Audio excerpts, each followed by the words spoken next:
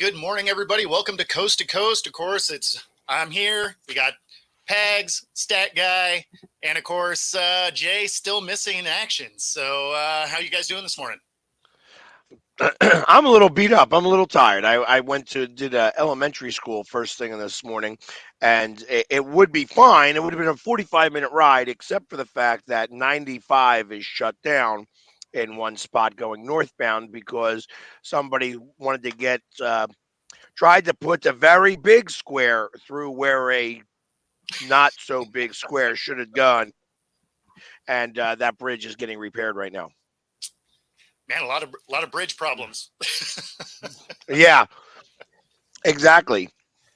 And it wouldn't surprise me if that's not a little bit staged.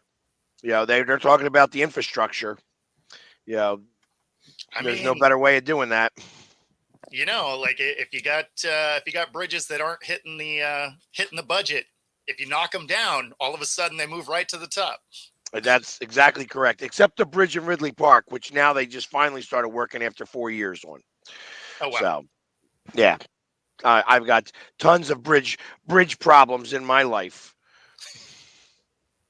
Yeah, it actually makes like 15 minutes. Actually, not 15, but really like a good 5 minutes extra to get to my kid's place. Hmm. Yeah, we had a couple of those bridges here where people ran into them over the last couple of years, and it's they were bridges that needed repair anyway, but they didn't need that kind of repair. Yes, I am definitely talking about 95. There's no doubt in my mind. Yes, I had to go all the way up to Yardley today, and that would have been about a 45-minute ride anyways, because today is World Autism Day, and I do a good amount of stuff for autism awareness with the Eagles, and I went up to an elementary school and was part of their presentation this morning. Nice, very cool. What school were you at? Quarry Hill Elementary in Yardley, Pennsylvania. Nice. So yeah, it was a fun little stop. I didn't even hear about the Blankenship contract extension because I actually have been spending some time thinking about the Flyers. It is a playoff hockey time. Yeah. And I'll be honest, I was at the game yesterday. I didn't see this. I'm going to play it now because we're all going to see it at the same time here. So let's roll this clip. There are certain people that they don't have a clue how to play or just don't have it in them to play in these type of situations. And this is why I'm glad we're playing them. I'm glad because we have to figure things out as far as what we're going to become as a team here. That was embarrassing in the second period for the Philadelphia Flyer uniform, the way we played. Embarrassing. High marks as far as how we came back in the third. Some guys. With regards to Ivan, why did you make the decision to bring him in, and how impressed were you in his performance tonight? I wanted to bring him in. It just didn't look right with Urs, and I'm totally impressed. I put him in a hell of a spot. All right. There we go. We can get rid of that now. All right. So I was at the game, and they looked horrible. And the goalie looked great, interestingly enough. Like he had a 6'8", goalie in nets.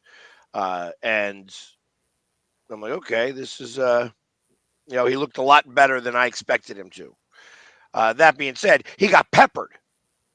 Yeah.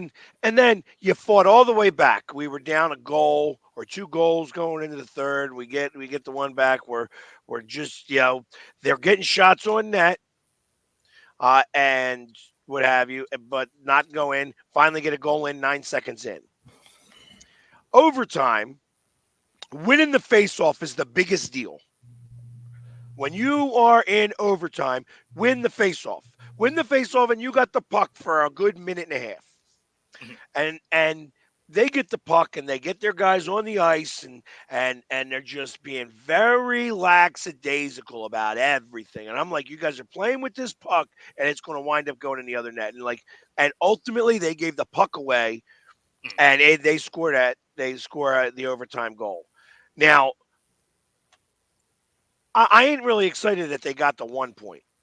This is playoff hockey now. These guys are supposed to be playing a hell of a lot better. And I can't tell because they look kind of tired out on the ice. And it makes me wonder if Tortorella's just running them, and thinking that they're going to be able to come up with some extra juice before these playoffs. But I was pissed off last night. I couldn't make a video about it because I wanted to go a little bit further. I wanted to see what Torts had to say here. And they were talking about it on Sports Talk Radio in Philly. Because to say that it was a disrespect to the uniform on how they played. Yeah, some of that is. Some of that is right. And I just don't know if this team's any good. It's frustrating. I mean, this is a bad time to be thinking that. Yes. They would hope to have had this figured out a month ago. They play great against great teams and play like ass against ass teams. Playing down to competition's the worst. Yes. And this is a playoff run. You know what I mean? I think if they get in the playoffs, you'll actually see a very good series against the Rangers. I don't think that we'll beat them, but I think you could see a 6 or 7 game series against them. And really, if it comes down to a game 7, I don't think that there's any chance the Flyers can win a game 7. Because every one of these games right now are game 7s. We need these 2 points, and we're not getting them. Yeah. The scramble like they did and get that goal in the last 9 seconds was good. And yes, he had flashes of brilliance. This kid. The first shot he gets was a breakaway. And once you make that first save, you can make the rest. But why not start him in the first place? Yeah. Why put him in the second period? It's like Erson has looked like ass lately, like straight ass. Your goaltender is what makes you get through the playoffs. Sure. Yeah. And the fact that he came in and put us on his back for a minute, and the guy looks like he should be on a basketball court. You know what I mean? But I don't know. I was really interested to hear what Torts had to say because they didn't play what he said. They just said what he said. I got you. And I think this Flyers team has got a little bit of talent, but I don't know that they're any good. And I think they're tired. They look tired to me. I mean, that's not a good way to enter the playoffs, even if you are good. If you've blown your load before you get there, it's going to be a one and done kind of series. Right. But thank God Detroit sucks ass right now too. Hey, we beat the Lightning last night to move tied for that final wild card spot. Now we have points in 4 of the last 5 games because we finally pulled our head out of our ass. Yeah, well, it took about time. I mean, because this is the time for you guys to catch up. I'm surprised that you guys haven't yet. Oh, So the fact that you're in that last spot, I mean, I guess what we have the tiebreaker on you on that. We just have that 1 point lead, but that's Washington's going to take that spot back in just a minute. Yep. Yeah. And that means you guys would still be on the out looking in, even. I mean, if it makes you feel any better, you guys have the easiest remaining schedule of the 3 teams battling for the playoff spot, and we have the hardest. Yeah, but if you're playing bad against bad teams, that's not really a benefit. Yeah, well, it's not really a benefit, but at the same time, 3 of our remaining, 6 games right now are against the Rangers, the Bruins, and I believe the Maple Leafs. So that's not a fun 3 games that I want right there. Yeah. You guys are coming up just short then. And then we have Washington sandwiched in between there, and then we end the season with 2 games against Montreal, which I'm not worried about Montreal because the season's going to be over by that point anyways. But the next 4 games, it's New York at home, Washington at home, and Toronto at home before we go out to Boston. I disagree. If you have a back-to-back to end the season with Montreal, it's not a back-to-back. It's like Tuesday at Montreal and then Thursday in Detroit. Like the last 2 games are a home and home, but they're not back-to-back. But okay, I love that. That actually is going to be the hardest 2 games for you to win. Well, I don't think Montreal or anything. It's a top. You guys are original 6 teams, and those original 6 teams, if he can knock you guys out of the playoffs, they absolutely will. I think if they're eliminated by that point, I don't think those games matter. I think it'll be one of those situations where if they're eliminated now. Well, no, like they're still like they're tied for that final spot. Like they're still right there. I think by the time they get to The Montreal, Canadians. no, I'm talking Detroit. Like when Detroit gets to those last two games, I don't think it's going to matter for Detroit because I think they'll be mathematically eliminated by that point. Yeah, given probably what they have true. the next four games. Yeah, probably true. I don't think so. I You don't think they'll be out of it by then? No, I think the way the Flyers are playing right now, the Flyers are going to keep them in it. Detroit needs to beat Washington when they play Washington. They need to beat Washington, and they need to find a way to get 2 points against the Rangers and the Bruins. Whether that's 1 win and 1 loss, or whether that's two ties and like an overtime loss, they need at least 2 points against those two teams, and then they need to beat Washington to give them 4 points right there, because that'll at least keep them afloat heading into that final week. I don't know that the Flyers are going to have it in them. And now the Islanders have all of a sudden came back in the mix because of this win yesterday. Although they only gained 1 point, they're still 4 points behind. So I don't know. I don't think the Flyers have it. And I think that you guys will not be mathematically eliminated unless all of a sudden the Islanders come out of nowhere. Because we play Washington one time too. I think we play the Rangers once again. I don't have the schedule in front of me, but I know that there's like 7 games left, and 5 of them are on the road, which maybe is what we need. Maybe we need to be on the road. The Devils, which is really a pain in the ass game because we just have a problem with the Devils in general. Yeah. I don't know. I was just frustrated watching that game last night. What's up, Trevor? Yeah, I mean, for me, like the Kraken, now they're just winning random games that, makes it frustrating because they decided not to win random games earlier in the year. Yeah, but I mean, the West was always tougher. I think you guys have to win. So they always say whatever place you're in around Thanksgiving is where you end. It's rare that you get any further. So Thanksgiving is the moment in time. And everything remains the same after that. So at Thanksgiving, they were within reach, right? Like they were only a game out. No, they didn't become a game out until they won those 9 games in a row in like December. Oh, that was December. Yeah. December and January. They caught back up, and then winning 9 games in a row is great as long as you don't lose the next 4. Yeah, well, and winning 9 in a row that's not a sustainable thing. I mean, anytime you get hot, you go on a run, its counterpart's coming. Right. The pendulum is always going to swing. Absolutely. So it's always going to come back. And that's the problem. And that was the problem with Hackstall in general. He'd win. I mean, that's part of the Flyers' problem. I mean, they would go on these 10-game win streaks and then go on like 13-game losing streak. Yeah. So, I mean, that's the problem we have with the Mariners. Like that has been their thing for a long time. Is they'll rattle off a bunch of wins in a row, and you're like, okay, here we go. They're starting to figure out how to play baseball, and then they're like, I'm tired. We're just gonna pack it in for a month. Did you guys play yesterday? We did. We lost to who did we lose to? The Guardians, I think. The one team that actually cares about pitching more than anything else. Yeah, I think that's who we lost to. I'll have to look, but I think that's what it was. It's let's see, games. Where are we at? Yep. Oh no, we beat the Guardians. My bad. They must have came back because I think we were behind in that game. And you call yourself a fan, Jesus.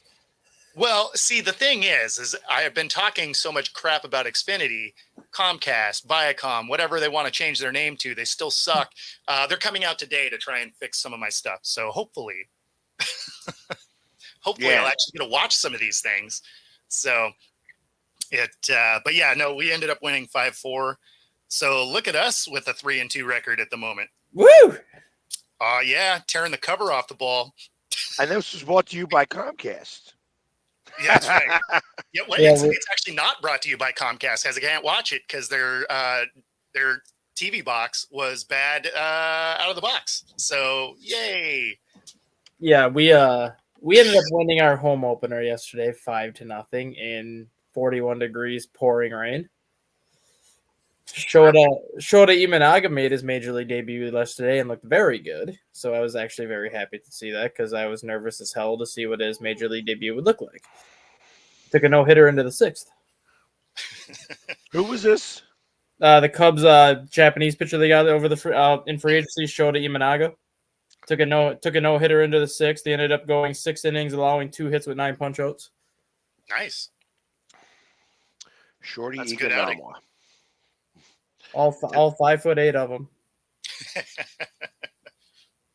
I figure smaller pitchers, shorter pitchers that could pitch with velocity are much better than taller ones. Well, yeah, the thing with him is he throws like 93, 94, so he's not like overpowering per se.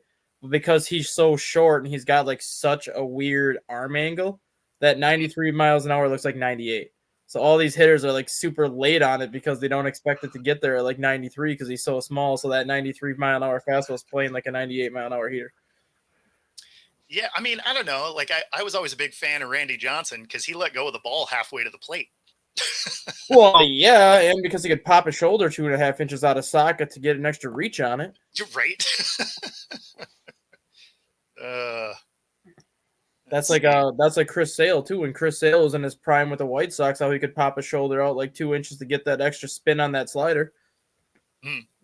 No, I don't think the Phillies are playing today. And yeah, Robert, that's fine. Listen, bask in all of these wins right now in April.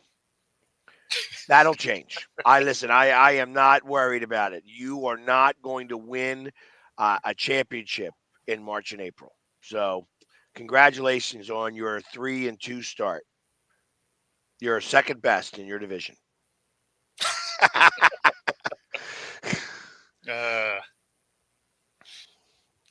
No McLovin. Nope, not today. Hopefully they get him set up so that we can get him back on the show. Yeah, we need somebody to yell. Anyways, it's like I said, it's and Joel Embiid was supposed to come back today. They were kind of putting it. He didn't do the shoot around, so I don't think he's coming back today. At this point, though, do you want him back, or would you rather just save him for the plan? I want him, or at least maybe start him like the first 2 games heading into the plan. No, I want him more games. Okay. Like have him play limited minutes. Let's do this like a preseason thing. Like a quick preseason. Like you got to get I him want back him. to speed. Yeah, the problem is he hasn't played with any of these guys. Yeah. All these guys are different. Now he hasn't played with Kyle Lowry. He was. I think I heard today that there were 14 games or 13 games that him and Maxey had over 25 points per game. And Okay. I think 8 games where they were over 30 points a game. Both. So that took a minute to get up and running with who they had on the floor.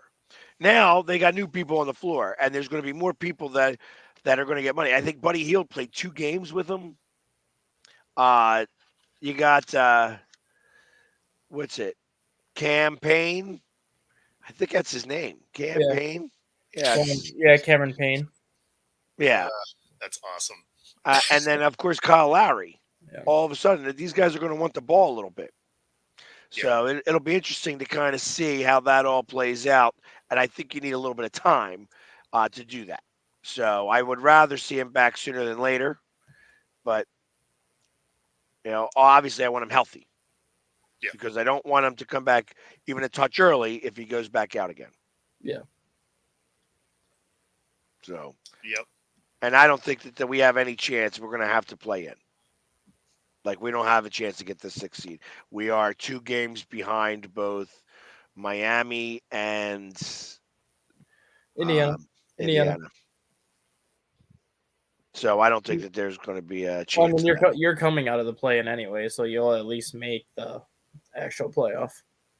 Yeah, I'd like to have if I'm working it all out. I'd rather be the number 7 seed. That's what you're gonna end up happening. That's what's gonna end up happening.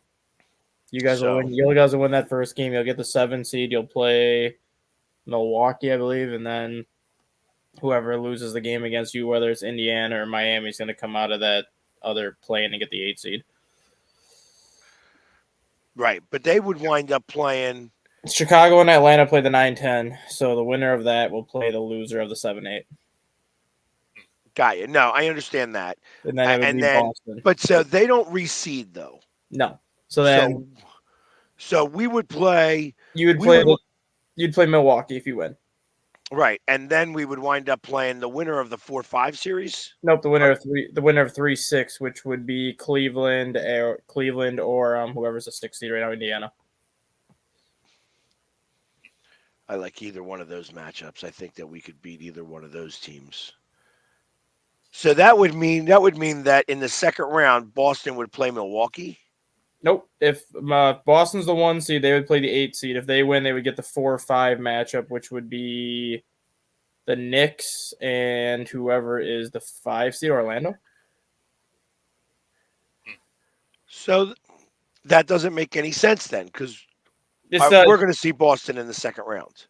No, because it'll be a 1-8, 2-7, 3-6, 4-5. So the winner of the 4-5 would play the winner of the 1-8. So if you guys win your first play-in game, you automatically go to that 7 seed. So you would get Milwaukee as the 2-7. Right. All right. We're playing Milwaukee first. Okay. And then if you win that 2-7, then you would get the winner of the 3-6, which would be Cleveland or Indiana. Hey, how far is Cleveland away? Cleveland had the number 2 spot. Yeah, Cleveland is half a game. Cleveland's a half a game from falling to the 4 seed, 1 game from falling to the 5 seed, and 2 games from falling to the 6. And they're 3 games out of the 2. So Cleveland could fall all the way down to 6. Got you. But they're 3 games out of the number 2 seed. Yeah. Because the last time I checked, they were the number 2 seed. Yeah, so they're 3 games behind the Bucks right now for the number 2 seed. All right. Going up against the Bucks is going to be a tough first round opponent. Yeah, that'll be a battle. Yeah, the good thing about the Bucks right now is that they have no defense. There's no defense. They don't play defense over there. Yeah, I mean, so when it comes to outscoring them, it's just a matter of playing them on some defense. Yeah. Yeah, I mean, that's just the league at this point, though. Like, basically, you have to put up. If you're not putting up 125, you probably lost. Well, I don't know. I think that when I think about how that series would go, yeah, I think Giannis would be too much for Embiid. Yeah. It's going to depend on what's his face scores from Portland. Well, and how Embiid the old man, right. Because he's not used to playing the playoffs.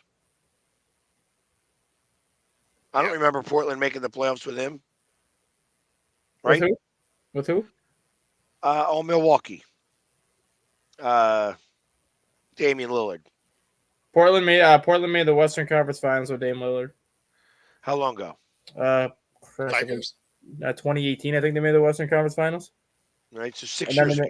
And then they made the playoffs again in 2019 and 2020, I believe. They haven't made it since 2020. Yeah, but they were those 2 first years round they exits. Done, right?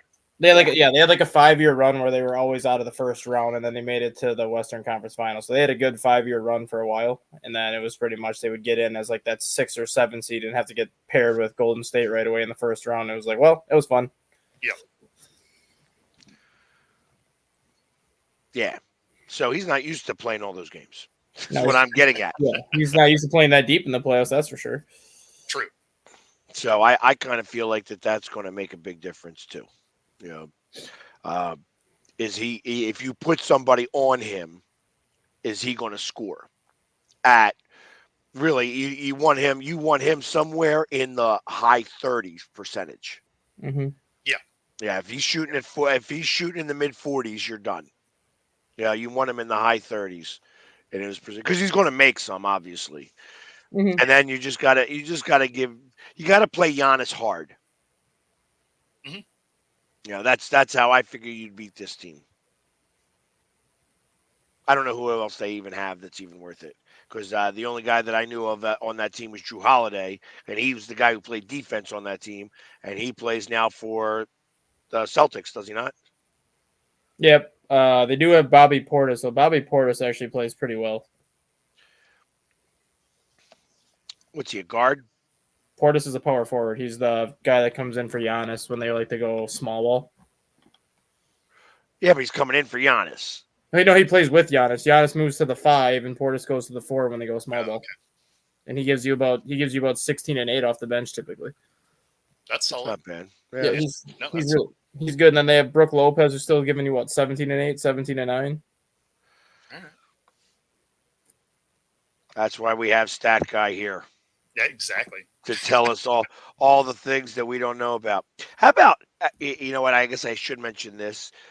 Obviously, I didn't see a lick of the game, but Caitlin redeems herself against Caitlin LSU. Clark is a beast. Yeah, she was lighting it up. That was The highlights of ridiculous. That was absolutely. I watched the whole game start to finish. That was absolutely freaking ridiculous.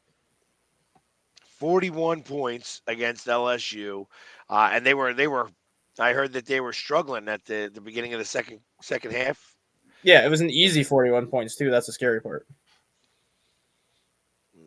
Well, I think, it's funny. The coach played that card where it like called everything sexist from the game beforehand.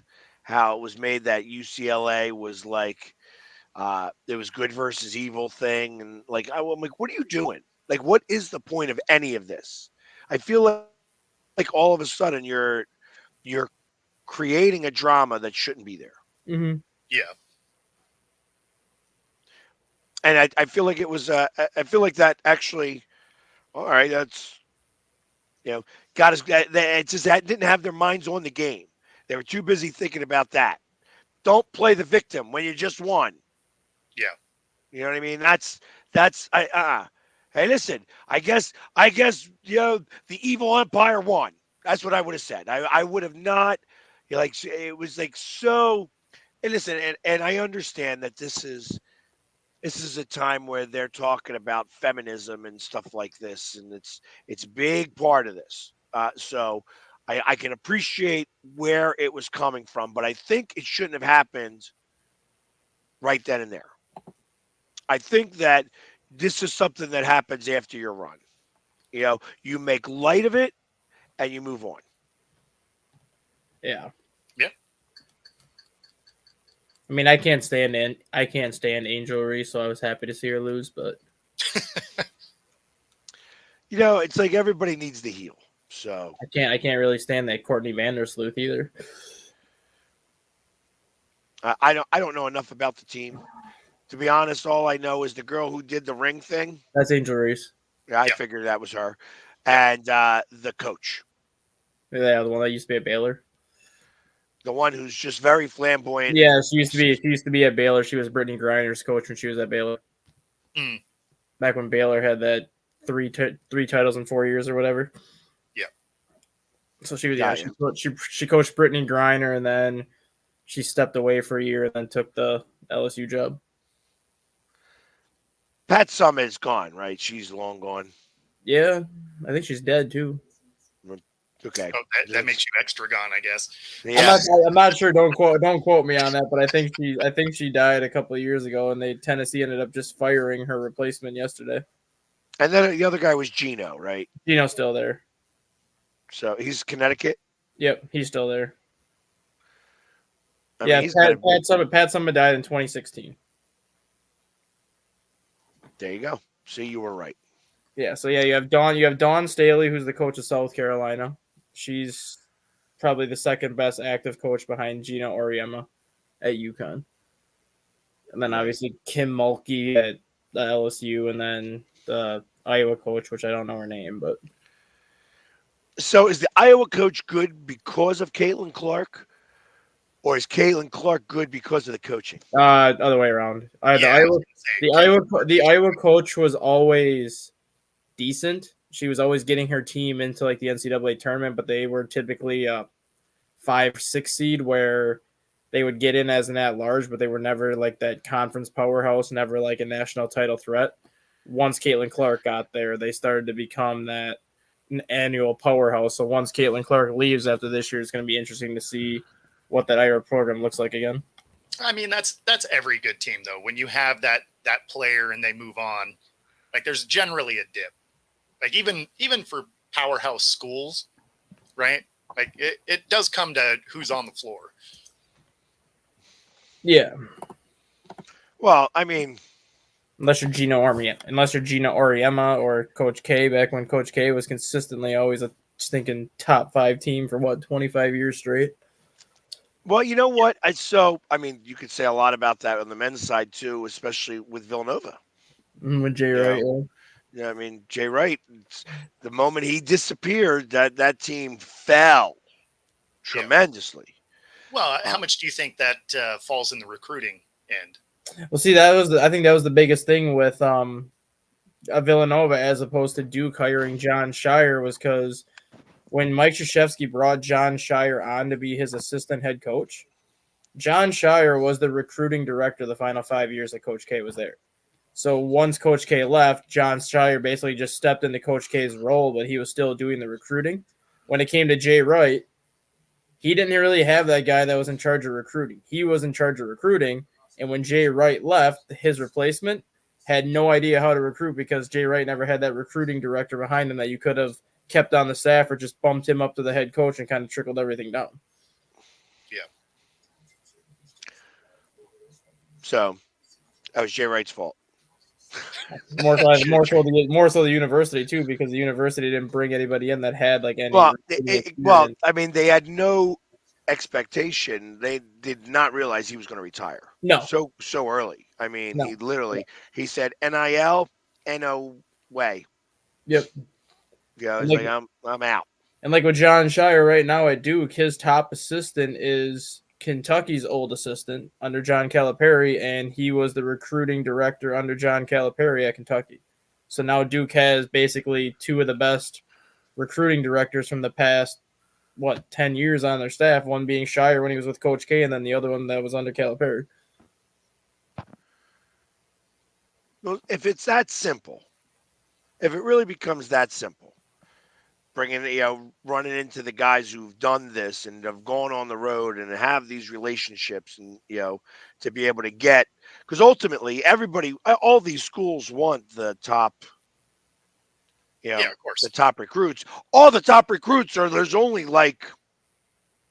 I got to say 100 of them.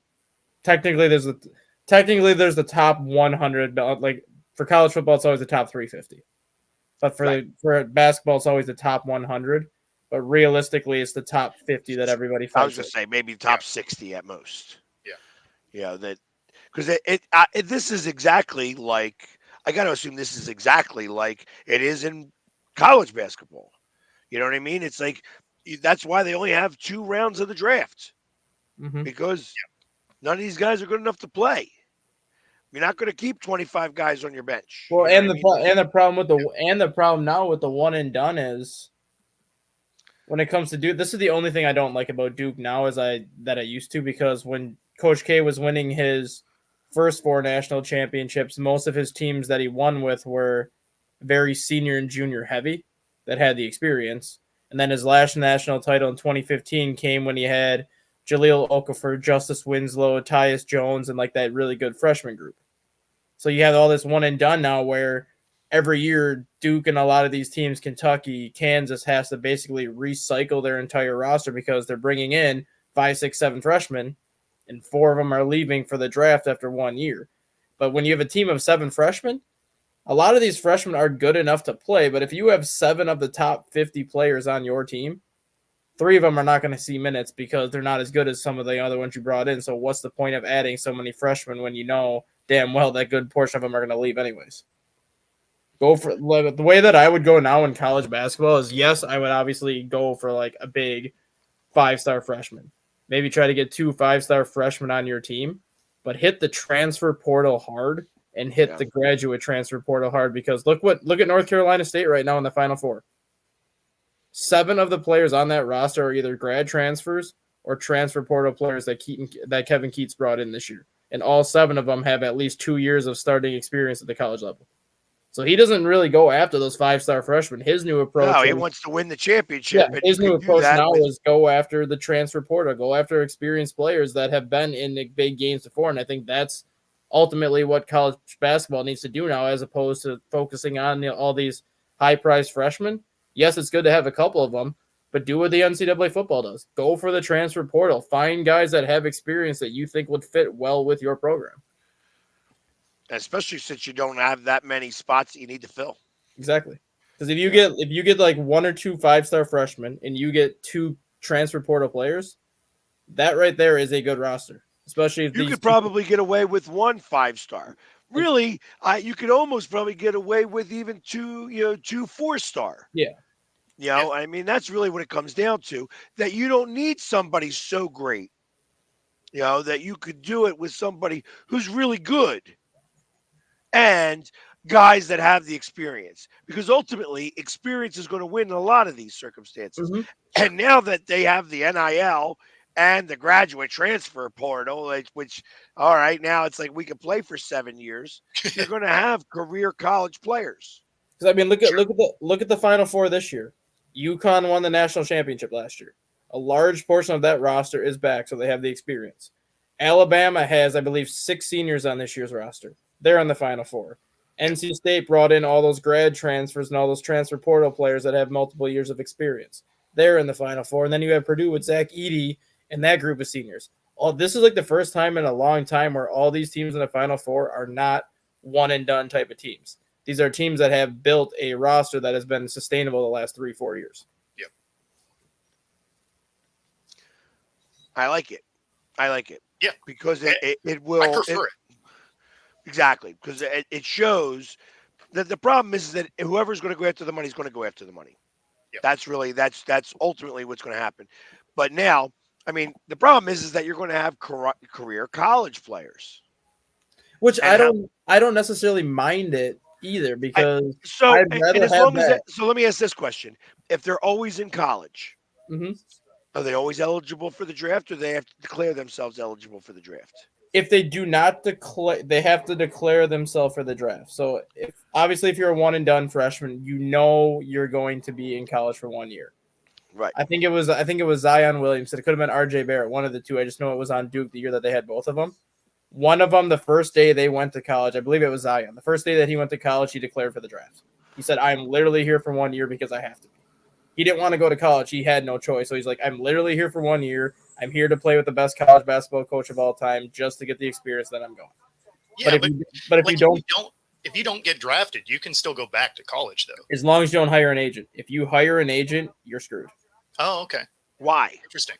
Because if you're Why hiring does an that agent, change now? I don't know what the ruling was, but this changed like 3 or 4 years ago when the other rule was made where you didn't have to go to college and you could go to the G League to play that 1 year in the G League and then come in after like the G League Ignite or go to overseas for 1 year and then come into the draft. But they now made it where if you hire an agent and you don't get drafted, you can't go back to college. You can always go to the G League and you can always go overseas and then re-enter the draft, but you're not allowed to go back to college. That doesn't make any sense though, because now with the NIL, these kids need an agent.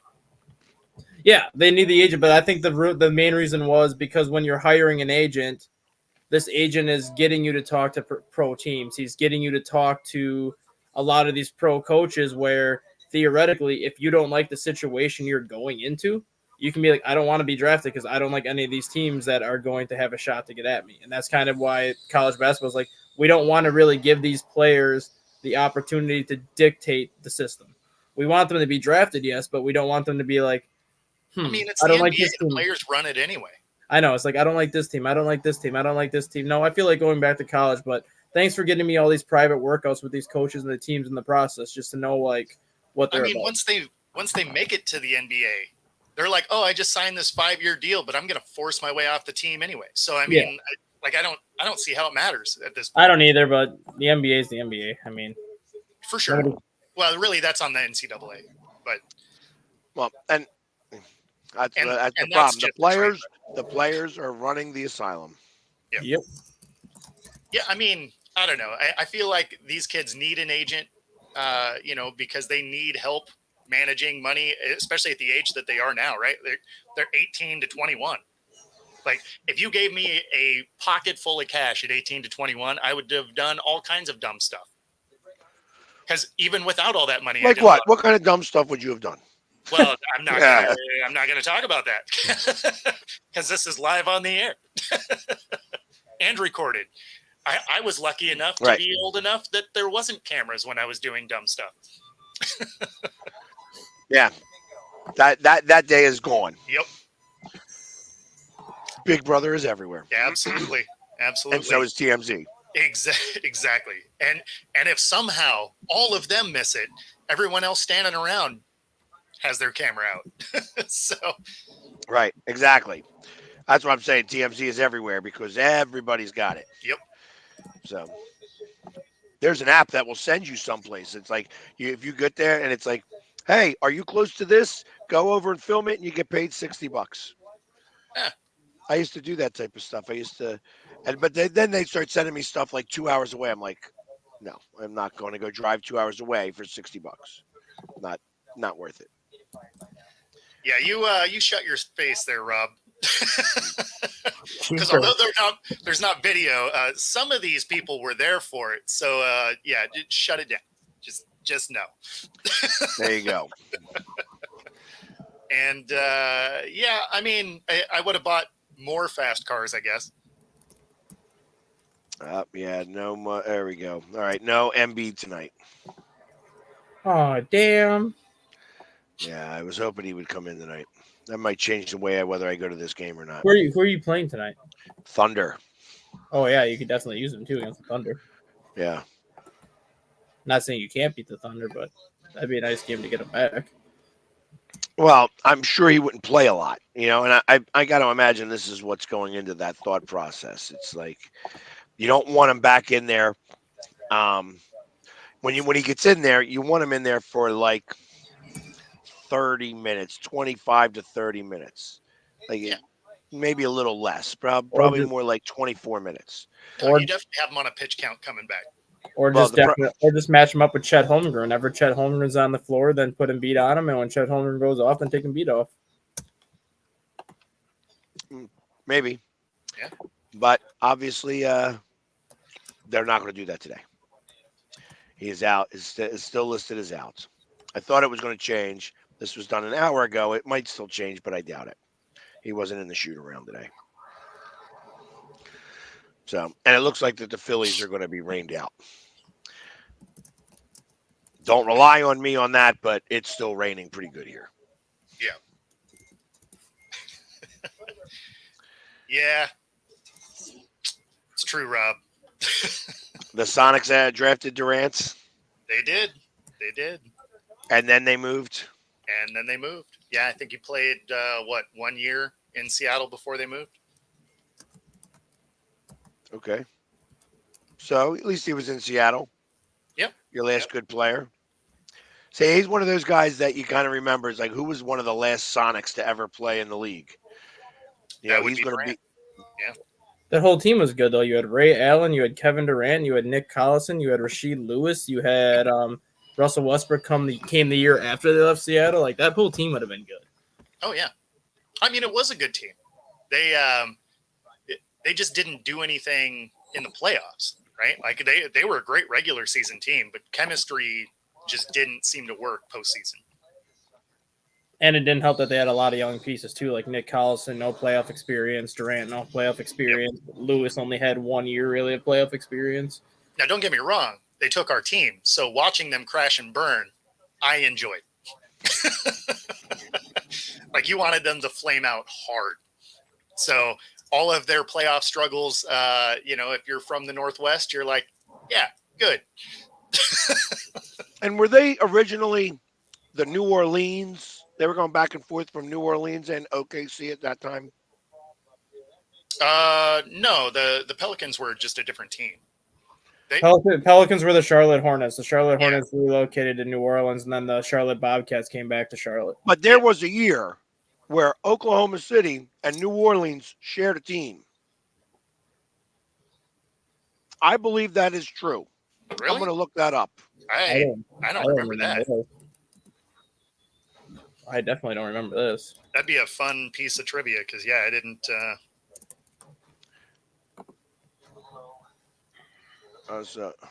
Yeah, the Oklahoma City Thunder became Oklahoma City in 2009. Technically 2008-2009 season.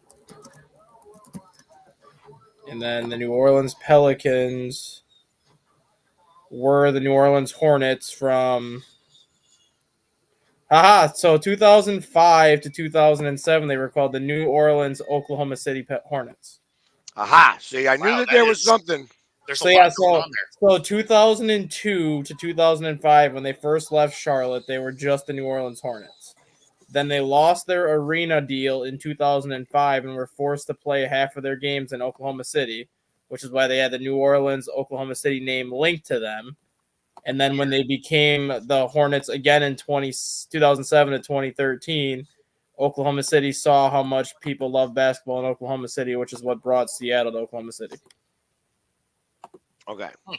So they ended those 2 years out of 82 possible games. They played 32 in New Orleans and 50 in Oklahoma City. So they had the joint name, the Oklahoma City / New Orleans Pelicans. Weird. Yeah, somehow I missed all of that. But all the playoff games during that time were played in New Orleans, not in Oklahoma City. There you go. All right. Interesting. Good old Chris Paul running the show back then. I guess he wanted to play where he wanted to play. They traded me to New Orleans, not Oklahoma City. What the hell's out of here? So, I'm reading this. The Astros, who lost the first 4 games, their 5th pitcher pitches a no-hitter. We have our first no-hitter of the 2024 season. Yeah, it was only his 8th career start, too. Wow. Which is, I don't know if that is great on him. I mean, he's a 30-year-old pitcher. Mm-hmm. Or bad on the Blue Jays. Or both, really. I think it's a bit of both. I mean, I also wonder, like, last year there was an awful lot of no-hitters. Yeah. Yeah. Oh. And now we have another one. That was an impressive no-hitter. They beat them 10-0. Yeah. So I'm going to go with a lot of that was on the Jays just playing bad baseball. Well, I mean, the guy's only made 8 career starts, but in his 25 games that he's pitched, his ERA was like a 2.14.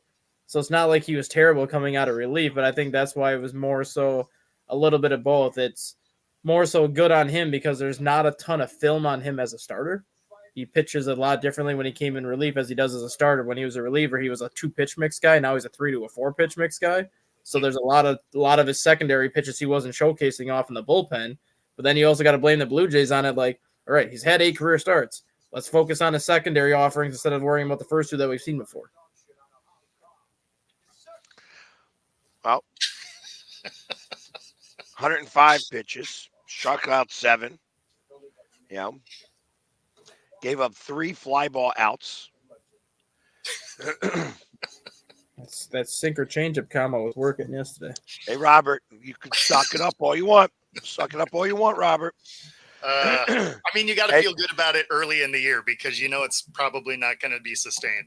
Exactly. Well, I mean, yeah, his sinker changeup combo was definitely working last night. I watched, I think, the last 2 innings of that game yesterday, and he was pitching in the 8th and 9th inning like it was the 4th or 5th inning. It seems early in the year to already have bench clearing events. And actually, early in the year is when it occurs. That's when they occur more frequently. I don't call the Mets and the Brewers a bench clearer. That's not, they didn't clear the benches. You know, I don't care. I don't care if they all came out of the dugout. They didn't clear the benches. That ain't a bench clearer.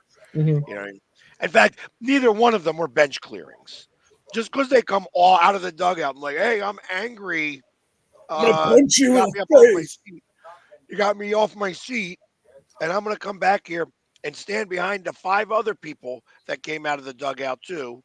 Mm-hmm. I mean, come on, it's ridiculous. You know what I think is the biggest joke when it comes to bench clearing brawls, and I laugh every single time it happens. Is the bullpens? What the hell is the point of the bullpens running out there? Because by the time they get there, it's all over.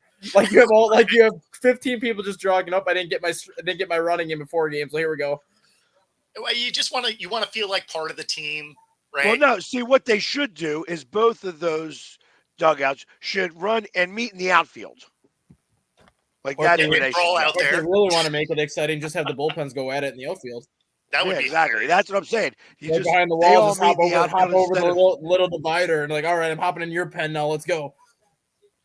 Yeah, see, I wouldn't be mad at that. I think that would be hilarious. It just makes me laugh every single time. Like when Wrigley Field used to have the bullpen that was in play, and then same thing at Oracle Park when the Giants used to have their bullpen in play. Then it made sense because you're actually on the field of play, and all you got to do is just hop on the grass and you're right there. But now with every bullpen behind a wall in the outfield, it's just like, what's the point? By the time you all hop over the wall and start running, it's all over anyways. And now you just waste another 5 minutes walking your happy asses back over there. No, exactly. Especially when what game was it? I think it was the Pittsburgh game when the bullpens cleared the fence. They had like a 330-pound bullpen coach trying to sprint his way to the pitcher's mound. I'm like, yeah, just stay put. You're good. Yeah, I mean, that's where you just open the door, you kind of wave. It's like you're 330 pounds. You have no business running all the way up there to that pitcher's mound because you're not making it back. Exactly. I'm sitting there and I'm reading Robert's thing here. Yeah, so, Rob, I think we'd probably want to be somewhere like 106, 107. So out on that right field wall, maybe close to that general admission area. Ooh, because then it's close to, it's close to like the Hit It Here Cafe, stuff like that. And you're still able to walk over and yell at the bullpen. Speaking of that, Bo, are you busy next weekend? Next weekend? Yes. Offhand, I don't know, but can't say that I'm looking at my calendar either. Because I'm debating on going to Cubs at Mariners next weekend. Okay. Yeah, I mean, if you're in town, man. Just don't know what day. Mariners. All right. See, there would be another win for you there, Robert. That could be a competitive game. Yeah. So Actually, let me know what you're thinking. Because it's Friday, Saturday are 8:40 Eastern, which would be 6:40 by you, and then I think Sunday is the Fanatic is not retiring. Sunday's 3:10. It was April Fool's. Ha. Yeah, it's not as bad as what the Yankees pulled for April Fool's Day. What they do? They put out a tweet on the Yankees social media network, like the actual Yankees like Twitter page, saying they signed Trevor Bauer to a 2-year deal. And freaking people in New York were all excited, and then all of a sudden it's like, oh no, this is a fake. No, that's like I kept getting, messages like, hey, did you see this signing? I'm like, yeah, I'm not believing anything today. Like, let me know tomorrow if that gets, corroborated. They probably will sign him now, Trevor Bauer. I don't think so, because David Kaplan made a great point the other day. The more I thought about it, the more I agree with him. I don't know if you guys know who David Kaplan is. Not off the top of my head. He does stuff for ESPN Chicago for their morning radio show, and he was talking to another podcast. I believe it was either Saturday morning or Sunday morning, and he basically said he believes that all 30 teams want to sign Trevor Bauer, but he also feels that the commissioner is telling the owners not to do it because before Trevor Bauer was initially suspended, he ran his mouth for about 2 years, basically bashing the commissioner on how the commissioner ran baseball. So he feels that this is the commissioner's punishment to Trevor Bauer. Yeah, you know what though? If that is actual situation, Trevor Bauer's got a lawsuit. He does, but no doubt, the commissioner doesn't have to admit to it. Yeah, but somebody else admits to it or says it, and somebody else confirms it. Yeah. That's why I think it's like it does make sense the more you think about it, though, especially for a guy that's saying he will pitch for a veteran's minimum at $800,000. It's going to cost the team nothing to sign him. Nothing of it is guaranteed. But yet, for all the teams that need pitching help, whether it's the Cubs, whether it's the Rangers right now with DeGrom and Scherzer being out, whether it's like all these teams that need a starting pitcher, you mean to tell me that one of these owners is going to take a chance to sign this guy for $800,000? That's why the more you think about it, the more it makes sense that he's being punished for something that's now no longer related to what he was even accused of in the first place. Yeah, commissioner's got to have a little bit thicker skin. He does. That's why nobody likes Rob Manfred. But he's the one saying, if he's the one that's saying it, Because if nobody likes the commissioner, then why would you even listen to him? Yeah, and that's. I don't know if I fought. But it does make sense though, because I even brought up the point too. Like, if you shit talk your boss for however long you shit talk your boss, eventually you're going to be out of a job. No, for sure. And you're going to have a hard time finding another one once it comes out why you were actually fired in the first place. Yeah. That's why it does make sense the more you think about it, where for all the times that Trevor Bauer's ran his mouth on social media, for all the times that Trevor Bauer has kind of made himself look like an idiot for some of the things that he said, you have to wonder if the commissioner is just sick of having him around and not having to deal with it. Yeah, I mean, if you make enough noise, they'll find a way to get you out. Yeah. Especially if they find you annoying. I mean, as much as I hate the guy as a clubhouse guy, because he's always been a clubhouse cancer, for $800,000, I would sign this guy in a heartbeat and be like, here, sure, pick a spot in my rotation, 1, 2, 3, or 4, go out every 4 days and do what you do. Yeah. You pitch well, you pitch well, you're going to earn yourself a pretty hefty payday next year. You don't pitch well, at least you got one more shot. Yep. Yeah, no, this is I don't know why April Fool's was lost on so many people yesterday. Like it didn't make a lot of sense. But even the things that were released by NFL.com, I'm like, yeah, I'm not believing any of this today. Well, I'm not even looking at NFL.com right now because my head hurts right now. Yeah, that's why I didn't care about April Fool's. It was like we had the hater show. Well, no, you've had those rumors the last 3 months about the Kansas City Chiefs trying to trade for Justin Jefferson. Oh yeah. And now with what's going on with Rashee Rice, now it's just like they're gonna freaking. Here was something that wasn't April Fool's. The Chiefs signed Carson Wentz. Yeah. Yeah. But now it's just like if Rashee Rice really is in trouble, now it just makes even more sense that Kansas City goes after Justin Jefferson. I'm like, I don't want to even look. Every time I see his name pop up on anything, I don't even want to look at it. I'm like, nope, not going to read it. I don't want to be heartbroken right now. Not going to read it. I mean, they could do it. They could do it. I don't think they do. The asking price would be too high, but yeah, keep going, Robert. Keep going. Get it all in right now. All in. I'm all right with it. Yep. It is so pouring out here. Like I'm trying to figure out if it's worse in Wisconsin or here. And I don't see the right now, as I look out my window, I have one window has rain, the other window has snow, and I can hear sleet. So I have a little bit of everything right now going on right now. I don't know what you want to call this. You win. And then we're supposed to have 13 inches of snow starting tonight through Thursday morning. So, I mean. Yeah, nobody really has 13 inches, though. Oh, we do here. No. We do here. 7 or 8, maybe, at the most. Hey, look at that. We're at the top of the hour. So we are. And moving on. See you on the other side of the break.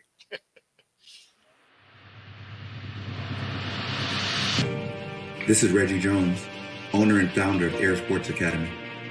Air is based on the 4 core principles: heart, education, integrity, resiliency. Air is about developing student athletes physically and mentally through training, mentorship, and effective marketing. We've created a platform and a blueprint for our state to shine in the brightest of lights. I created this program because it was a need for our state. We needed to have the light shine on the student athletes in our region. And now that is happening at an all-time and undeniable rate. We created a lane for the kids in our state to get their college education paid for and set their families up for future success. We created an environment where serious athletes can now come compete fearlessly.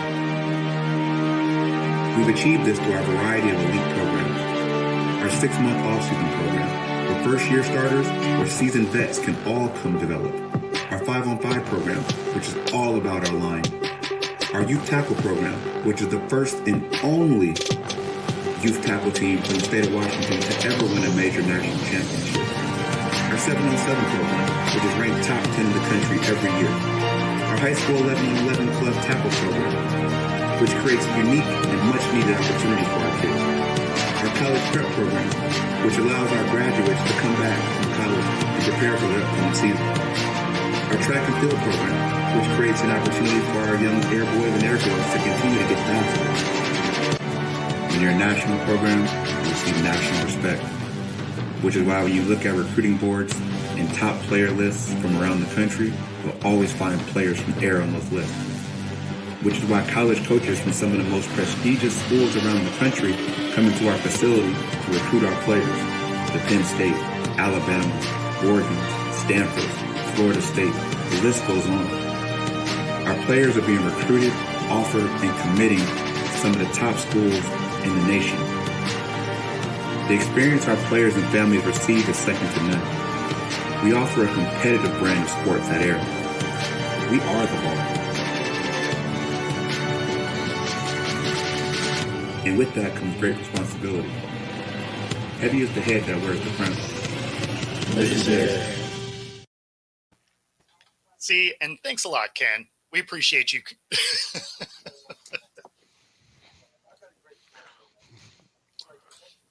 But yet, people find a way. Yes. And a lot not of them. everybody's cup of tea. So, yeah, they're talking about NBA Rookie of the Year. Did Wemby even have any chance of losing that? Yeah, if he didn't play one game.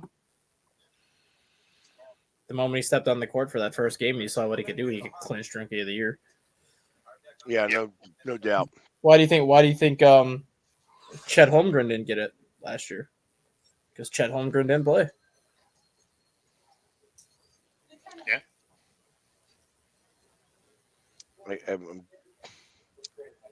They signed to a 1-year extension, the Blankenship 1-year extension.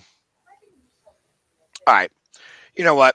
There's really not much going on, and baseball still is early yet, and they haven't really done great plays. Do you guys watch wrestling at all? I don't. Not as much anymore as I used to. We do have some. I figured we were eventually going to get there, so I saved these comments until we got there. But here we go. So I did hear this also, that they contacted Jason Kelsey. Oh, I freaking hope so. Put Jason Kelsey in the ring with Pat McAfee. Exactly. Let's That's go. exactly what I was thinking. Like, I'm not even a wrestling fan, but I think that I would pay the $60 just to watch that. That would be my trip to Wild Wings right there. I'd go check that out. Have some wings, laugh at the screen. So Thursday, it really kind of starts here. I mean, there's Drew Barrymore. Yeah, right. Like, as soon as I saw that, I was like, "Oh, that's interesting. how's that going to work?" Yeah, what is she doing? Is she going to be like Cyndi Lauper? Again, that would be hilarious. I'd probably watch that. Malik Mills. I'm assuming that he means Meek Mill. Probably. Yeah, that would, and Jason Kelsey going on there. Yeah, I automatically assume Jason Kelsey is going to be. I mean, realistically, that's kind of his house. I mean, as much as he wanted to jump through a table, I feel like this is right up his alley. I don't think so. Yeah. You know, not like as a career path, but like no, but even like thinking about like how that fight would even try to occur. You know what I mean? Like, I don't know. I mean, maybe anything could be choreographed. You know what I mean? I'm game for it, but I don't see Kelsey as a dancing with the stars kind of guy. No, I know Jason Kelsey is going to be the next spokesperson for a Budweiser commercial or a next spokesperson for like a Coors Light commercial. Sure. Actually, I think he's going to wind up being like the vice president of the Eagles Autism Foundation. Is really yeah. I mean, I could see that. And honestly, I know this might be a ways out, but I very easily could see him getting a front office job in Philadelphia too. Whether it's like assistant to the GM or something, just because of what he means to that city. Yeah, but this segment brought to you by Reynolds Wrap. Get all them foil hats out. There you go. I don't know. I mean, he's got a lot, and I know that he will be a part of this organization forever. Yeah. But I don't know that. I don't know. You make him the assistant to the GM. Or like one of those like front office like special assistants that you always hear like for Major League Baseball, how like That's why.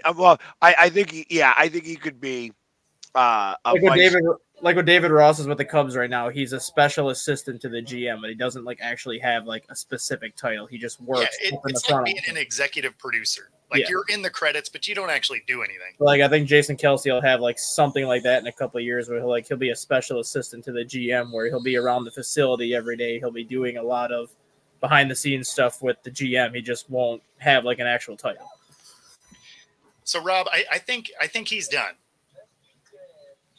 Like he seems like he's at peace with his decision. With There's the one. I think that there's one way he would come back. You see Jurgens get hurt. I could see that. Or there's Him coming back another way. this year late in the year. Or there's Like, another way. If it was this year late in the year because he gets hurt, I could see that being a thing. Or there's one more way I could see him coming back. Well, technically two. If he has a chance to play for his hometown in Cleveland on a 1-year deal. Nope. I don't think so. Or with Creed Humphrey's contract ending in Kansas City. I don't think he changes teams. I don't think he desires to switch teams. Do you think he would want to play with his brother for 1 year? Knowing that Kelsey's contract is almost up too, and then they could go down together. Nope. Yeah, I don't see. I see him wanting to stay an Eagle. I If think he came back, I'll be honest. I think it would cause too much strife between him and his wife. True. There is that. She could kick a lot of people's asses. She's not no small lady. She is like 6 foot tall. No, but she's got like some muscle to her from her field hockey days. Like she ain't no like small lady that you can like walk up to and start talking shit to. Like she just think can beat you. Right. Yeah, she's definitely athletic. Is a good way of putting that. Absolutely. So, but yeah, I don't see that occurring. I don't see him going onto another team. I see him coming back maybe this year if Jurgens gets hurt within the first like 8 weeks of the season. I think if it gets too late in the season, I think it's too late. See, I think it would have to be after the trade deadline. Like I think it would have to be after week 9. Like if he gets hurt and it's after the trade deadline, because then the team's kind of in a spot where they can't do anything, right? Like if it's before the trade deadline and he gets hurt, they can put him on IR. They could try and make a move to get someone else in. But if it's after, the team's really stuck, and if they are in the mix, I could see him coming back in that scenario. I think either way. I think early or late, but I think if it gets past week 12, he's not going to be in enough shape. Yeah, I mean, it makes you wonder if he still stays in shape on that outside chance. I'm not gonna be surprised if he's using the facility all summer. Well, he was using the facility a little bit. Mm-hmm. Well, and that's what I mean is I think he might be staying ready just in case. But yeah, because otherwise, I mean, if he's not, then yeah, I mean, at that point, it'd be too late. At that point, he would have almost made me late for my plane for nothing. Sitting there watching that whole press conference, him crying and all that stuff, me waiting, being late to catch my plane. Thank God I caught it. Yep. No, not going to a different team because she'll murder him. Right. And I guess in his case, it would, Nah, but I don't think, like I said, no other team, maybe the Eagles. Yep. But I think what they'll do is, like I said, I can see him being the vice president of the Eagles Autism Foundation, which puts you in that building all the time anyways. Yep. I know that they had Connor Barwin was some type of like fan liaison. That's where I really would see him doing his best work. Out there with the fans. and like fan relation or something like that. Like that's what, if you were going to title him, that's where the title would be. Yeah.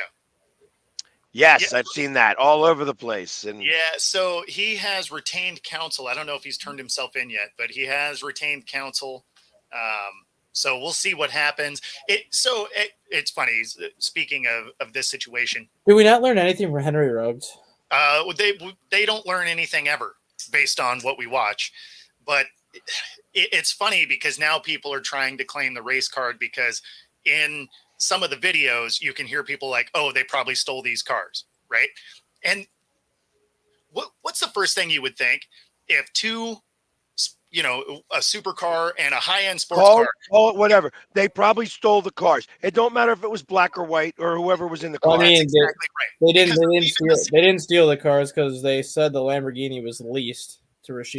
No. But the thing is other people that were involved in the wreck, you can hear them saying that in the video. But the thing is it has nothing to do with whether or not they're black or white. What it has to do with is you have, $100,000 vet, a $200,000 Lambo that they smashed, and then they're just leaving the scene. I would think that's a stolen car too. Right. Regardless of who was driving it. Like if you just mash up these super expensive cars and you're just like, peace out, I think that's a stolen car. Right. Yeah, Because exactly. why else would you leave? Especially, why else would you leave? And like, what are we, like a week after this happened now, and you still haven't? And what they were filmed, taking out all the guns and stuff like that. Like there was a lot of weapons and stuff. Yeah, like I mean, listen, they were doing everything they can in the wrong way. Exactly. That makes you think it's stolen cars. Like that's Right. not. That's not. If it's racist, no, it looks like a gang thing. Then once they start pulling out all the guns, Yeah. now it's gang. So it's stolen and gang. Guess what? Just because that's what it is. Don't call me racist because I have an opinion. I'm racist now because of that. Because anybody who who wants to run away from having an accident with $100,000 car, not going to wait for the cops to come. No, they're going to take all their guns and beat feet. Yeah, that feels like a stolen car. You could have, maybe I should have got out and made a citizen's arrest. Get the frig out of here. Yeah, you know what I mean? Bag full of guns. Yeah, citizens arrest when you don't know when you know how society is nowadays too. Like, yeah, I mean, that was one of the most ridiculous things because I saw that all over Twitter, X, or whatever, and people are like, "Oh yeah, these racist guys," and it's like, no, like I would legitimately think these were stolen cars. Right. Like if you're grabbing a bunch of firearms and bouncing. Like that doesn't say, "Oh, this car's registered to me," because why would you run at that point? They know who you are. It doesn't make any sense. Yeah, I saw that yesterday. Vontae Davis passed away, 35. That's crazy. That's super young. He was a good player for a while too. He was. Yeah, I was surprised. I was surprised to see it. I didn't see what happened though. Like I didn't see why. I don't even think they released anything yet. Okay. Yeah, because I didn't see any cause, just that he had passed away. Which I mean, it's always worrisome when you see people that are younger than you passing away. You're like, oh, how much borrowed time am I on?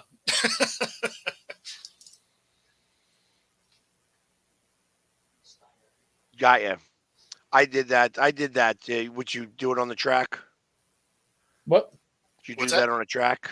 No, they actually. So the car show that it wasn't really a car show. It was like a car event that they had going on Tennessee, and they blocked off like all the roads around the warehouse for like a 2-mile radius.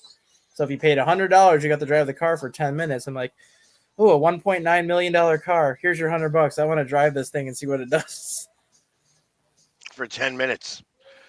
Yeah, I did a what was it? I did the track up at Pocono, but they only let you go 3 times around, and it's like $300. I was like, are you kidding me? And they have somebody in there who's like, like I've never gotten behind the wheel of a race car, so I need 3 laps ain't enough. No, it's definitely not. Yeah, so you pay all this ridiculous amount of money for 3 laps, and the guy who's sitting there next to you is like immediately like trying to do everything he can so that you don't go fast. Yes. You know what I mean? It's like, we're just going to governors on those cars anyway. So it's not like Yeah, speed. I mean they're not supposed to though.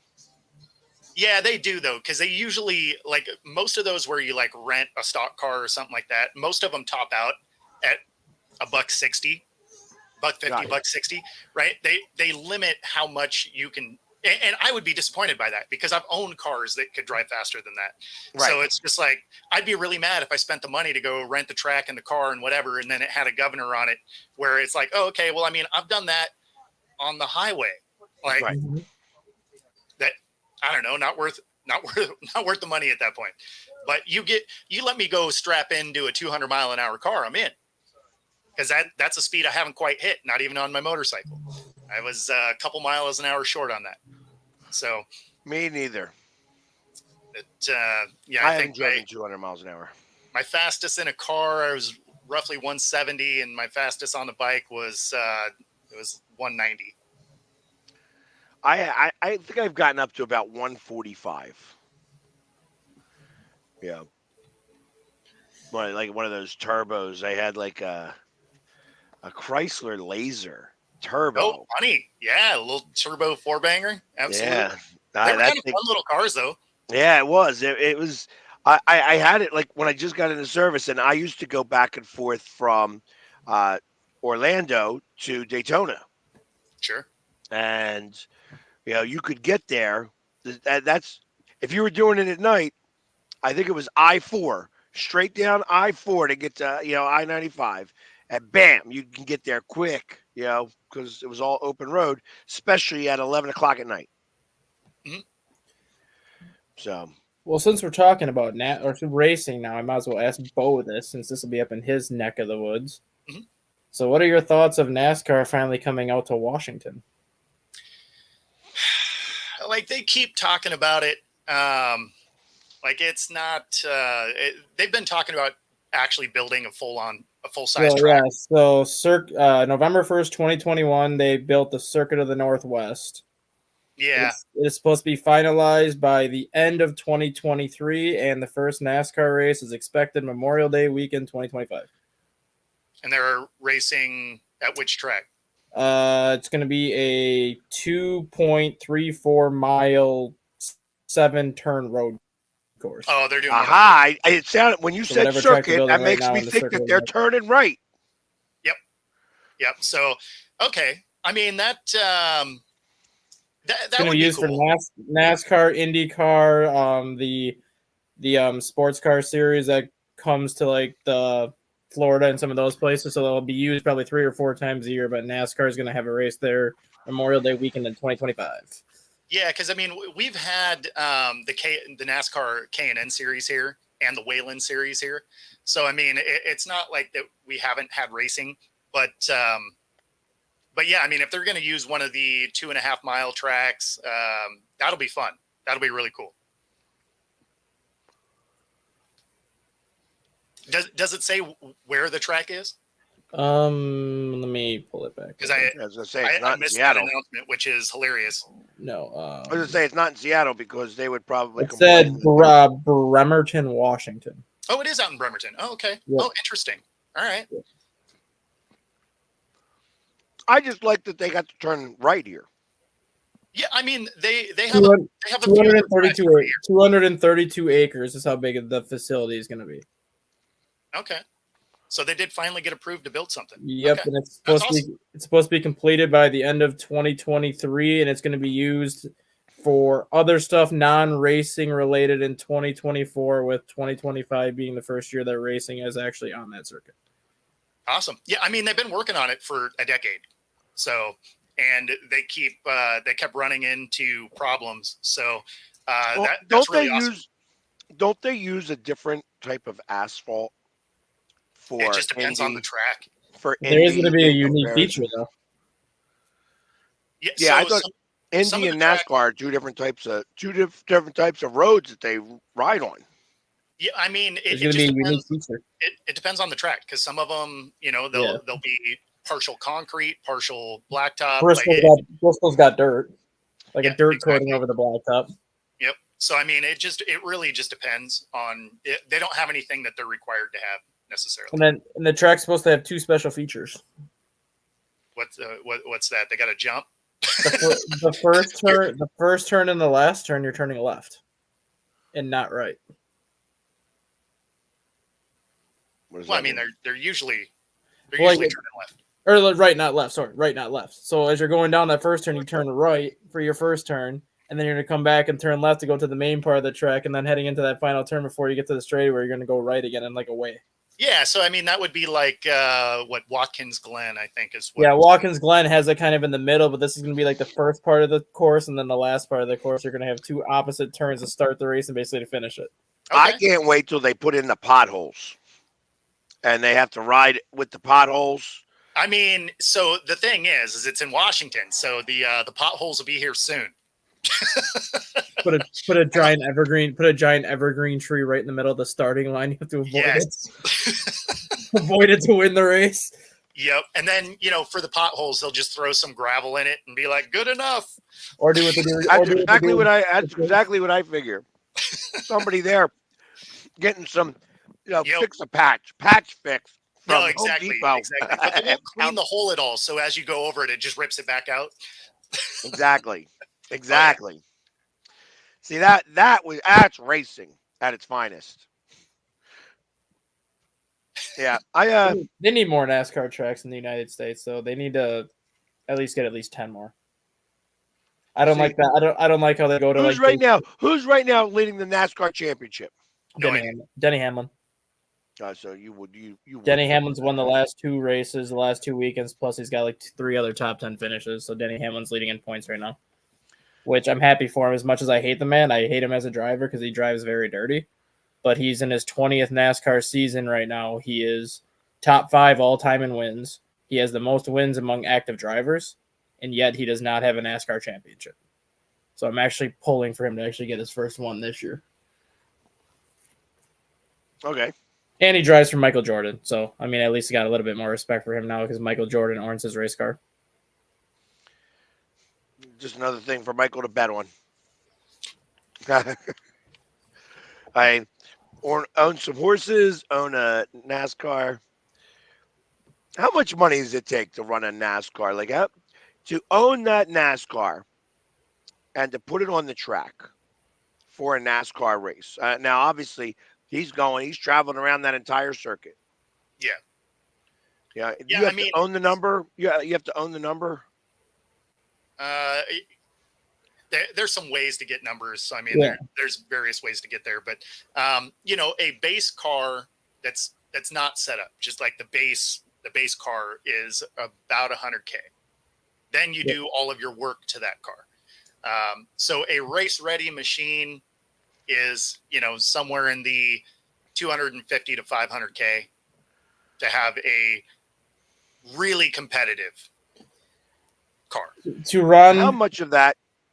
That's just the car. That's not getting people there. That's so they're basically saying to own a NASCAR, you need to be able to fund it for 16 of the 32 races. Otherwise, NASCAR has to own the car. So to fund a NASCAR for 16 of the 32 races, it costs you $8 million. So basically $500,000 a race is what that car will cost you. Yeah, roughly that seems about right. $60 million a year is what it would cost you. And Michael Jordan owns 3 cars. He owns Denny Hamlin. He owns Bubba Wallace, and then one other driver joined the team last year. So he's basically putting in $50 million a year. Yeah, and if you're only running half of the series, you're not competitive. Well, yeah. So Denny Hamlin obviously runs the whole. Denny Hamlin and Bubba do all 32, and then the third driver that they brought in last year only does 20. So he doesn't do the full season yet, just because he's still young. But he does still have 2 drivers that run all 32 races. Yeah, so if that's the case, he's 50 plus mil a year. Yeah. Into having race teams, and that's where all your sponsorship comes in. And right? each race that you win. So the last 2 weeks alone, Denny Hamlin's won $3.5 million. Sure. So I mean, he's already paying for a large chunk of that just in the last 2 weeks. Denny Hamlin won it, or Denny Hamlin, like the Denny Hamlin's team won it with the car that. Michael Jordan doesn't do any work on the car. He just owns the car. Of course. So the team that runs Denny Hamlin's car is the one that obviously won the race. But that's still $3.5 million that Denny Hamlin gets, and I believe 60% of that goes towards Michael Jordan's racing team. So you're looking at what, $2.1 million of that $3.5 million went to the actual Michael Jordan's car, and then the other $1.5 million go to Hamlin. Yeah, which I mean, at the end of the day, doesn't really move the needle much on a $50 million a year investment. Because my question then becomes: is how much do you get paid if you're the last car?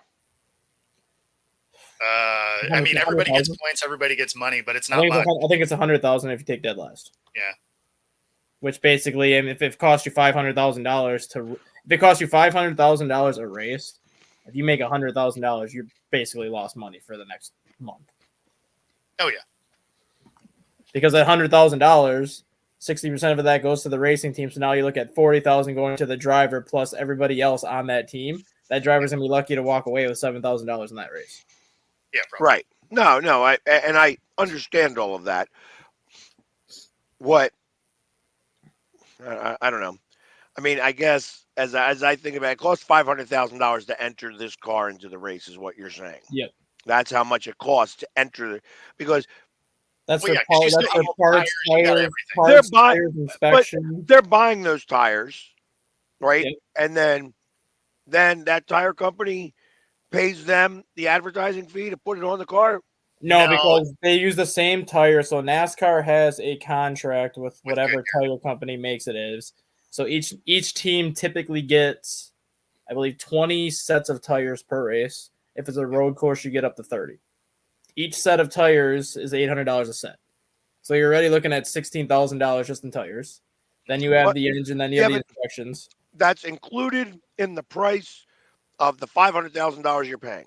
Yes, so everything added together, like that's what I'm getting at. Yeah. Like your inspection costs, your tires, your engine, your transmission. You need to be a top 10 car to break even. Yeah.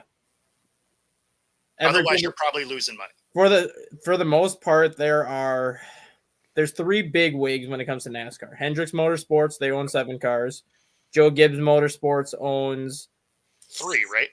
4 or 5 now. They got more. Oh, they have 4 or 5 now? And then there's another racing team that I can't remember. Chuck Kness. Oh, yeah. They own like 9. And then every other racing team owns like 2 cars, 3 cars, things like that. So you have like the 3 big wigs that basically own half of the NASCAR field. Yeah. But you look at this there's on average, you have roughly 41 cars on average that can race. Most of the time you have 34 because some cars crash out in qualifying and they don't have a backup car. So if there's 60 total cars on the circuit, 20 of those 60 cars probably break even. The other 40 lose money. Yep. And there's probably only 7 or 8 cars that are actually going to make money for their racing team by the end of the year. And it's usually the 8 cars that are in that final 4 chase or towards the end. Yeah, oh, yeah. Yeah. Realistically, the first round of the chase are the only cars that make money. And you look at last year, of the 16 drivers that qualified for the playoffs, 15 of the 16 were owned by Joe Gibbs, Hendricks, and Chuck Kness. So really, the three big teams were the only ones making money. And then Michael Jordan had Denny Hamlin's car in the chase last year, and he ended up taking 4th place overall. So Michael Jordan probably made a little bit of money off of Denny Hamlin, but that's about it. No, like I'd love to go to Carolina and go through these race shops because the buildings they are freaking awesome. I went to one 2 years ago, and they were up in Elkhart Lake. Oh, things are amazing. Just what they have to go through. Like I'd love to go tour it. It's ridiculous. I find it interesting. The funny thing is, why would you get into this industry? Why would you? Because it's guaranteed money. So it was the only sport that literally continued to go on during COVID. So keep this in mind. We're talking about what you're getting from the race itself. Yep. We're not talking about what you're getting from the advertisers. Sponsorships, everything. Like it's guaranteed money. It might not be guaranteed money for the driver because if they're not performing, they're not going to make money. But as soon as a company puts their name on your car or on the driver like suit that they wear, it's guaranteed money for the owners every single time that car steps on. They pick it up for the season. Unless you do something outrageous where they drop the sponsorship mid-year. They're generally a contract that is at least for a year. Yeah, and you have like your 3 main sponsors, which is the main one on your car, the main one and then you have like your secondary sponsors, like a secondary car that you use, and then there's like 10 or 12 sponsors on your car that are like little squares that are probably like a foot big. Yep. But like those are your 12 sponsors that just give you the money all year. It's guaranteed money the moment that car steps on the track, because every time that advertisement shows up on the track, that business is getting money from that NASCAR.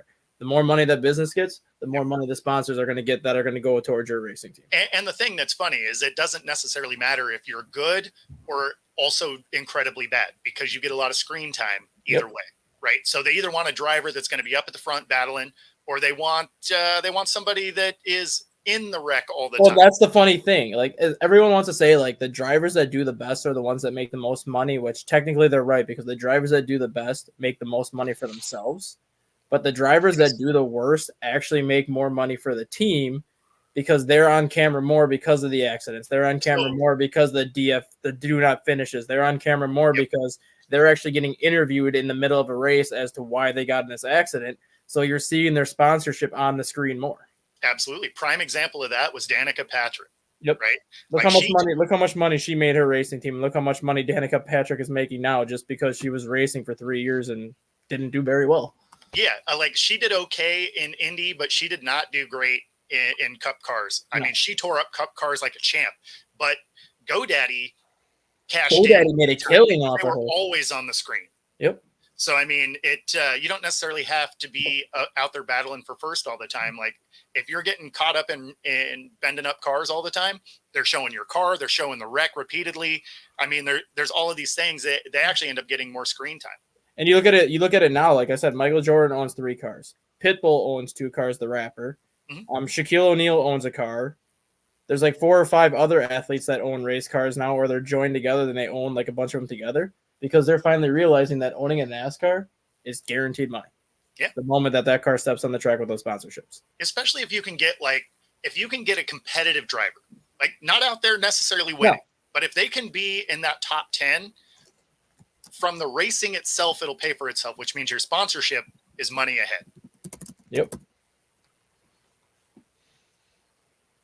I don't know. I guess there's a lot of money that comes in from all that advertising, because everyone wants to say that football makes the most money every year, and theoretically they might make the most money when it comes to the bottom line, like in terms of they might pocket the most money.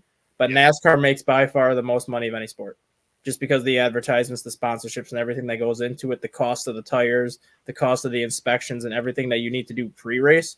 NASCAR makes the most money than anybody. How can 86 million rednecks be wrong? I'll see you guys tomorrow. I'm going to hop off of work. All right. Take it easy, man. See ya. And StatGuy with the Irish goodbye. Actually, he didn't even say he wasn't Irish. He's like, yep, I got to roll. Gotta go. Yeah, so it says that it looks like the investment is roughly $35 million a year for advertising. So that would be $35 million a year to get your sponsor on the car. Just on the car. Just on the car. Not the main sponsor, the title sponsor. So your main sponsor is paying $35 million. Okay. To be on the car. So, I mean, that picks up the tab for the year, right? So then anything you do from there, more or less, is money. So which is why I say, like, you don't even necessarily have to be great. Like, just fielding a car, if you get your main sponsors out there, as long as you're average. Actually, I mean, I'm working on something personally. Okay. That I'm working on an alcohol that's going to be called a very specific thing. And it would be perfect if the car never did finish and always wound up in the wreck. Like that would be the perfect thing to be. Like, I can't really talk about it much, but it's just like the first thing I thought, I was like, damn, I could probably do that. Like, be the title sponsor of a car. It's only going to cost me $35 million. That's right. Chump change. Find it in the couch. Tell me about it. You know what I mean? I'm like, I'm ready to go. Let's just I'll put the money in a bag, send it on its way. I mean, we'd put our car back out if we had a sponsor. So if you want to sponsor a car, hey, I'm all about getting back behind the wheel. I just need to get that $35 million check from, our sponsor, Buffalo Wild Wings. Yeah, that's right. Whenever they give me that check, I got it going right to the car. Oh man. Buffalo Wild Wings. It's taking its good old time. I tell you, I'm getting a little. You guys haven't even reached out to me, so Right? we're going to have to change. We're going to have to change the commercial. You've been getting free advertisement on here. That's right. We're changing it up. There's going to be new advertisers on this page. That's right. So I want to get that check. Don't tell me the check's in the mail anymore. Man, they haven't even said that. Like, I would take that phone call. Yeah, they haven't even messaged to say, hey, listen, we see that you're actually tagging us, and we appreciate it, or we don't appreciate it. The cease and desist It letter. could be that, too. It could be that. Yeah, please get stop. that cease and desist. Yeah, please. We no longer want you to tag us anymore. I keep waiting for that from Visa. I tag Visa on everything because I am forever saying, like, people are coming up and asking me, like, how is it that you go to every game? And I'm like Visa, everywhere you want to be. Yep. And it rolls off my tongue. So I hashtag that. Sure. Well, when you hashtag something that nobody else is hashtagging, I'm the only one that hashtags. So, if you hit the everywhere you want to be, all you see is the Philly sports guy. Oh, sure. Yeah. It's I guess it loses its flavor that way, but I'm still going to tag myself. Yeah. Visa's not doing it. I'm doing it. Yeah. Because I am everywhere you want to be. Yeah, my hair's going a little crazy today. Well, I jumped out of the shower. Like, I literally got back here at 11:30 and jumped in the shower. So, like, I didn't do anything with my hair because I was figuring, I mean, there's a baseball game, there's a basketball game, and I just don't feel like doing either one. I may actually try to figure out how to go onto PlayStation and figure out how to do my Twitch on PlayStation today. I gotcha. I got to figure out if I need another camera though to. Like, how do I do the camera thing? I will be right back. Somebody is banging on my door and they're not going away. All right. Perfect. I'll do it all by myself here for a minute. That's right. Let's go. So if anybody is watching Twitch or knows how to stream to Twitch, there are two things that I am really good at in video games. I am amazing at Fortnite, coming in second place. I am awesome. I don't always come in second place, but I am the master of coming in second place because I am really good at following the storm in and hiding. When somebody starts shooting at me, I just run because I have to figure out, like, every time somebody starts shooting at me and I try to switch to look at that person, the hardest part about that is me. I start looking up and whatever. My fingers are too big. My hands are way too big, and they're not very dexterous to be able to do that. But ultimately, I do that, and I play Rocket League, which I'm not very good at either. I was never really good at playing video games, but I've always been horrible. So here you go. The one time only ever the cable company's early.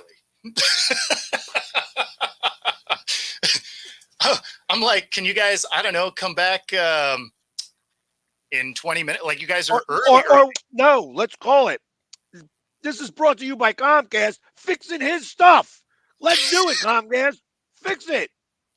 We're tired of him falling apart and lagging, and it is annoying. It is annoying. Just being like, and frozen. Yeah, exactly. So, yeah. No, it was hilarious. I was like, really? the one time ever? Perfect. So let's call the show. Yeah. Got to get this fixed. So all I'm right. good. Good enough. All right. Well, based on that, enjoy the rest of your day, guys. And we will see you tomorrow morning. Take care, guys.